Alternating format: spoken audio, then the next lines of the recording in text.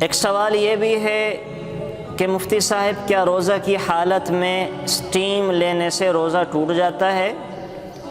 یاد رکھیں، اسٹیم بھاپ کے لینے سے وہ دوا کے ساتھ ہو یا بغیر دوا کے ہو، روزہ ٹوٹ جاتا ہے، روزہ ٹوٹ جائے گا۔ اس لیے کہ یہ جو پانی ہے بخارات بن کر انسان کی ناک کے ذریعے سے حلق میں چلا جاتا ہے اور حلق سے یہ معدے تک چلے جاتے ہیں، جس کی وجہ سے انسان کا روزہ ٹوٹ جائے گا۔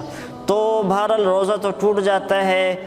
اللہ نہ کرے کسی کو مسئلہ ہے، کسی کو دمے کا مسئلہ ہے، یا اللہ حفاظت فرمائے کرونا وائرس کی وجہ سے ڈاکٹر نے اس کو بہت زیادہ کہہ رکھا ہے کہ آپ کے لیے اس عمل کا کرنا یعنی اسٹیم کا لینا بہت ضروری ہے، تو روزہ نہ رکھے۔ جب اللہ صحت دے تو تب جا کے پھر وہ روزے رکھ لے، بعد میں اپنے روزوں کی قضا کر لے۔ لیکن اسٹیم اور بھاپ کے لینے سے روزہ بہر صورت ٹوٹ جائے گا، روزہ باقی نہیں رہے گا۔ البتہ اس روزے کی قضا کرنا پڑے گی۔ اگر کسی نے ایسا کر لیا پچھلے روزوں میں تو وہ اسٹیم لینے والے اپنے روزوں کی قضا کریں گے، ایسے روزوں کا کفارہ نہیں ہے، یعنی بدلے میں ایک روزہ پھر کبھی اللہ جب صحت دے تو وہ پھر ایسا سے ایک روزہ رکھ لیں گے۔ Thanks for watching. Please subscribe, like, share Mufti Sufyan.